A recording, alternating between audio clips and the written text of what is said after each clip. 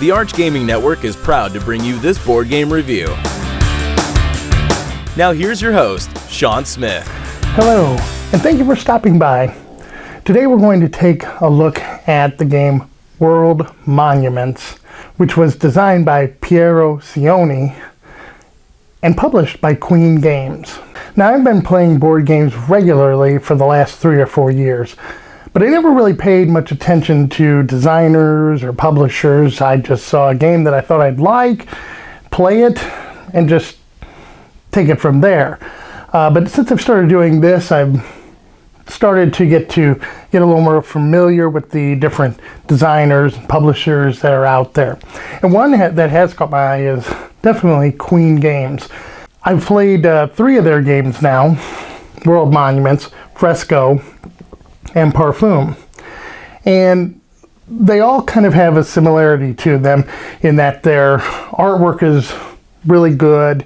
They have a good theme, but they're light strategy games with a unique mechanism for how a starting player goes in a round. Those kind of attributes draw me in for those kind of games. I just really seem to like those styles. Now, in World Monuments, we're going to be building one of 4 different world monuments. Players will collect blocks, they will build the monument cooperatively, but only one person can be the winner. So, does the game work? Is it any fun? Does it have that Queen Games feel to it? Well, let's take a look at the setup walkthrough, and then I'll give you my thoughts on the other side.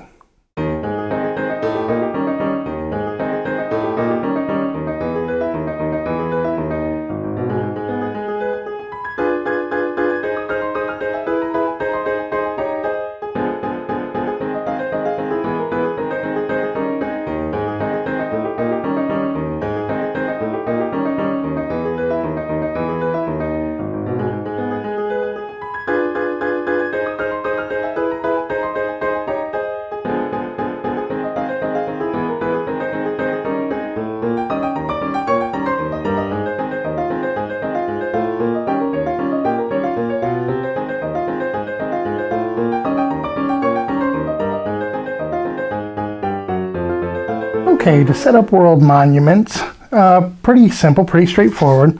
The first thing you're going to do is choose which building you want to construct. You have 4 to choose from. You have the Taj Mahal, Notre Dame, and San Pietro, and the Capitol. So we'll go ahead and go with the Capitol. Then each player is going to take a shield. This shield comes in 3 pieces, and each one is color coordinated. All right. On this shield, it tells you, lay out the tiles, the point structure for however high you're building a tower, and then some setup examples as well.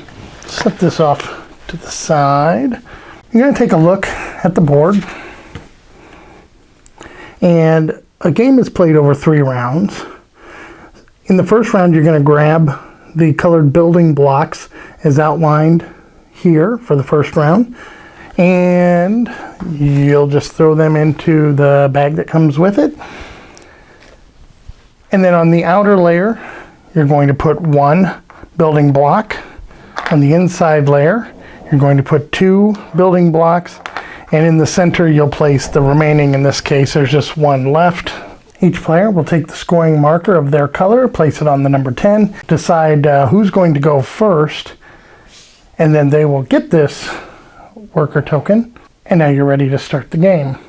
Okay, so we're going to say the green player here is going to go first, so they'll get the worker token. Now, the object of the game is to collect these building pieces, and then you will set them up and build them as outlined here. If you are building the lowest level, you'll get 1 point for every block you place. Up to, if you place the 5th level, you get 9 points. You'll also get 3 points at the end of the game for every blue building block that you've collected. These do not get placed in any of the buildings. They're just used for scoring at the end of the game. Also, if you take the black building block, try to say that 5 times real fast, you immediately get 2 points, and then you will get the worker token to place in front of your own screen, okay? The game is played over 3 rounds, and each round is broken into 2 phases. The first phase is the quarry phase, and we've done part of that already by allocating the different building blocks into the quarry. Now, starting with the first player, or the starting player, he will place this token anywhere on the outer ring and then take that token. So maybe he's going to go here, take the red, place it behind his shield. Now the second player would go, let's say that's the yellow player. The yellow player must move 2 spaces, but remember, a move must always end on the outer circle. So maybe 1, 2, takes those 2, places them behind his screen. Now the third player will take 3,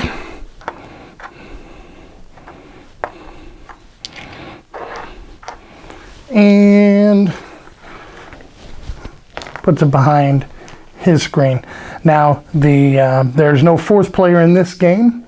Now the first player will move 4 spaces. So maybe he goes like this, picks up a blue, takes that, takes the black token, and ends up here, maybe here. Take those 4 places behind the screen. Players will continue now taking 4 moves and picking up 1 block from each space until all of the blocks are gone.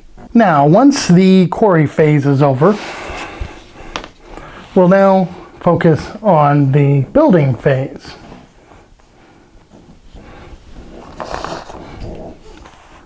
Now, whoever took the black token earlier will have the worker. Now, you're not showing your blocks here. You wouldn't show your blocks, but for purposes of illustration, we'll show you what green player has.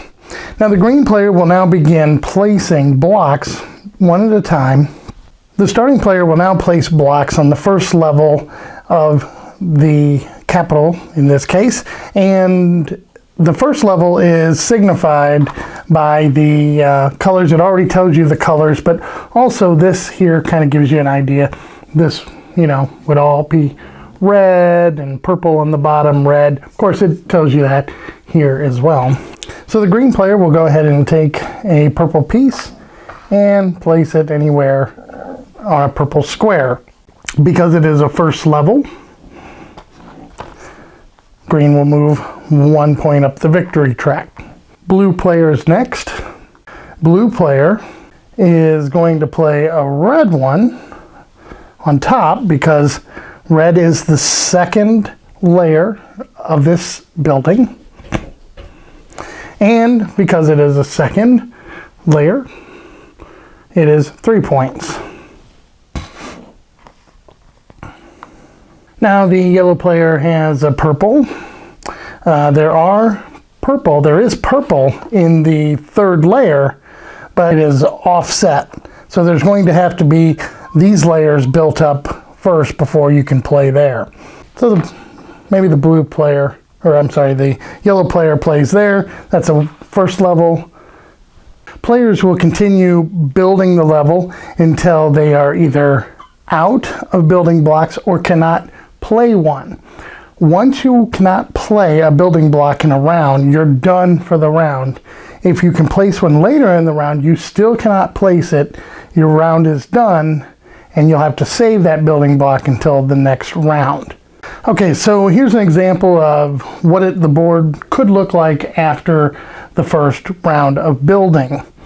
Now, I didn't move the players up on the scoring track, but they continued to play and place until they ran out of building blocks or could not place. The yellow player had an additional yellow that he could not play.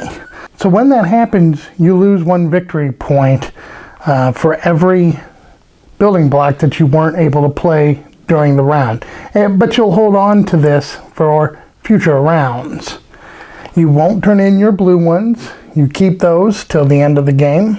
And now you'll move on to the second round, where you will put blocks in the bag that match these totals. Again, you'll play the round, and then the third, you'll do the same thing.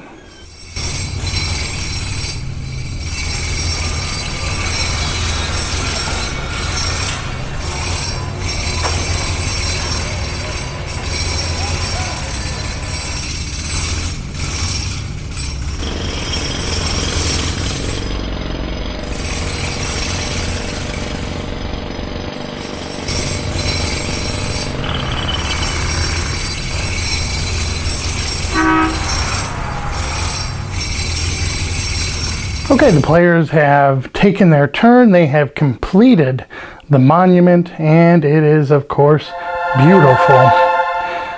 The game ends as soon as the monument is completed or at the end of the third round. There are some very rare instances where the monument may not be built at the end of the third round. Either way, the game will end. Now the players will lift up their screens. They'll get 3 points for every blue token that they have. Whoever has the most victory points then is the winner of the game. Okay, so what did I think of World Monuments? Well, it certainly has that Queen Games feel to it. It from the artwork to the worker placement mechanic, and even the starting player mechanic, it certainly has that Queen Games feel. And the game is very light, and it's very easy to teach someone. This would be the kind of game that you could definitely introduce to people who aren't that familiar with gaming, and they would pick it up very easily, and I think they'd have a lot of fun with it. I think the fact that you have these 4 different types of buildings that you can build, and you see them, building up in front of your eyes, is really kind of cool. It's unique. The game isn't abstract, but there is some thinking and planning ahead. I mean, it's certainly a game that people are going to easily grasp. So, the only thing I would say maybe on a negative side is that 2 players, I don't think it plays as well. 3 or 4 players is better. I think with 2 players, you're taking so many of the blocks that there's not a whole lot of give and take in the scoring, and therefore I don't think the strategy is as prominent in a 2-player game as you would have in a 3 or 4-player game. I'd also like to see additional world monuments, so maybe they'll come up with an expansion where you add some more things to it. Of the 3 Queen games that I've played, this is certainly the easiest that I've played. They're all pretty light, they're all pretty simple, but this one more so than the others. That's why I think it would make a really great gateway type of a game. So I certainly would recommend it. I give this an 8 out of 10. If you like this video, please hit the like below. Don't forget to subscribe and check out our other video reviews. Once again, thank you for stopping by. Thank you for visiting the Arch Gaming Network. For more great content, check us out at archgamingnetwork.com. Subscribe to our YouTube channel. Follow us on Twitter and like us on Facebook.